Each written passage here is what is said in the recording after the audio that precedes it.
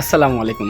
আজকের ভিডিও থাকছে রাজশাহীর ক্রিকেট এবং রাজশাহীর সৌন্দর্য নিয়ে। আরও থাকছে ঈশ্বরদীর সেরা ব্যাটসম্যান এবং আমার ফেভারিট ব্যাটসম্যান বুলবুল ভাই, ক্রিকেটের উজ্জ্বল নক্ষত্র তরুণ ভাই, রাজশাহীর ক্রিকেট ব্লগার ফারদিন ভাই, পাবনার সেরা ব্যাটসম্যান কিং শাহানেমাজ অপু ভাই, সবার প্রিয় স্টাইলিশ ব্যাটার নিরু ভাই, এবং এর সাথে সাথে রয়েছে রাজশাহীর সেই মুক্ত মঞ্চের দৃশ্য কিছু, এবং লাস্টে রয়েছে আমাদের আই লাভ রাজশাহী। তো রাজশাহীর ক্রিকেটের জন্য আমরা সকাল সকাল বেরিয়ে পড়লাম, আমি এবং সাথে আছে আমার আজ্জু ভাই। আমরা ঘর থেকে বেরিয়ে পড়লাম আমাদের ঈশ্বরদী রেলওয়ে জংশনে, এবং টিকিট কেটে নিলাম আমরা দুজনের 60 120 টাকা নিল।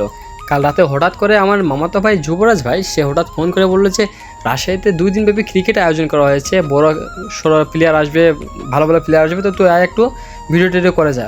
তো সেই হিসাবে আমি আর আজ্জু ভাই হঠাৎ করে রাজশাহীর প্ল্যান নিলাম, এবং আমরা দেখতে দেখতে চলে যাচ্ছি রাজশাহীর দিকে। এরপরে দেখতে পাচ্ছেন আমাদের ঈশ্বরদী বাইপাস স্টেশন। আগে ছাউনি ছিল না, এখন আলহামদুলিল্লাহ ছাউনি করেছে, তাই জন্য খুব সুন্দর লাগছে। এবং এর সাথে দেখতে দেখতে আমরা এসে গেছি ভাইরালপুরের আস্তানা অর্থাৎ আব্দুলপুরে। এর সাথে আমরা দেরি না করে তড়িঘড়ি করে চলে আসলাম রাজশাহী শহরে। এসে দেখে প্রচুর জাম রয়েছে সেখানে, শুক্রবারে প্রচুর জাম হয়, কারণ অনেক যে রাজশাহী শহর মেডিকেলে যায় সেজন্য। এর সাথে আমরা ঢুকে পড়লাম এলাহি হোটেল অ্যান্ড রেস্টুরেন্টে। আমরা সকালে এসে একটু নাস্তা টাস্তা করে নিলাম দুই ভাই মিলে। দুই ভাই নাস্তা করার পর রওনা দিলাম বিকেএসপি মাঠে। সেখানে দেখলাম আমার যুবরাজ ভাই আমাদেরকে নিতে আসছে তার স্কুটি সহ, এবং আমরা দেখতে পেলাম মুক্তিযোদ্ধা স্মৃতি স্টেডিয়াম রাজশাহী। সেখানে বলো আগে খেলা হয়তো এখন হয় না। এরই সাথে দেখতে দেখতে আমরা চলে আসলাম রাজশাহীর সেই বিকেএসপি মাঠে। আর এই যে বাইকে যে বসে আছে তাকে একটু খেয়াল করেন, আমি পিছন থেকে বুঝতে পারিনি যে কে, তখন সামনে গেলাম তখন দেখে আমাদের ফেভারিট ব্যাটসম্যান আমাদের বুলবুল ভাই। তো তার সাথে আলহামদুলিল্লাহ একটা কথাবার্তা কয়ে প্রথম সাক্ষাৎ ওনার সাথে আমার ছবি তুলে নিলাম। তারপর আমরা মাঠে গিয়ে যাই, দেখি এখন তরুণ ভাইকে দেখলাম উপরে আছে, তরুণ ভাইয়ের সাথে কথাবার্তা কয়ে তারপর আবার কথাবার্তা হলো আমাদের ফারদিন ভাইয়ের সাথে। তিনি রাজশাহীর সুন্দর সুন্দর ব্লগ করেন, এবং অনেক প্লেয়ারদের সাথে সেখানে দেখা হলো।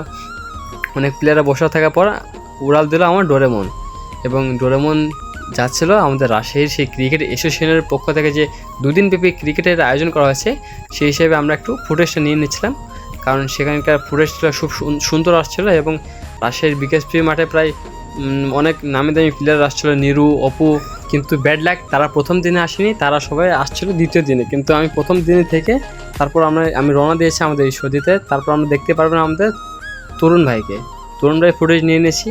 তারপর আমরা সরাসরি চলে গেছিলাম মুক্ত মঞ্চের দিকে, কারণ প্রথম দিনে আমি শুধু ছিলাম রাজশাহীতে, দ্বিতীয় দিন আর সেভাবে থাকতে পারিনি। আর নিরু, অপু ভাইরা সব দ্বিতীয় দিন আসছিলো, তো সেই জন্য আমরা ভাবলাম যে বিকালে একটু রাজশাহীর শহরের সৌন্দর্যটা উপভোগ করি। তো আমরা চলে গেছিলাম মুক্ত মঞ্চ এবং আই লাভ রাজশাহী শহরের দিকে। সেখানে দেখলাম যে খুব মানুষের আনাগোনা ভিড় রয়েছে, এবং তারপর আমরা চলে গেলাম রাজশাহীর টিবাদ। আমার সব ভাইরা ছিল, মামাতো ভাইরা, বন্ধুরা সব ছিল। তো সবাই যায়, অনেক এনজয় করলাম, এবং সেখানকার সুন্দর সুন্দর ফুটেজ আপনাদের সামনে তুলে ধরলাম। আর সেখানে গিয়ে দেখি যে রাজশাহী টিবাদে অনেক মানুষের ভিড়, প্রায় আর কি শান্তির জায়গা মনে হচ্ছিলো।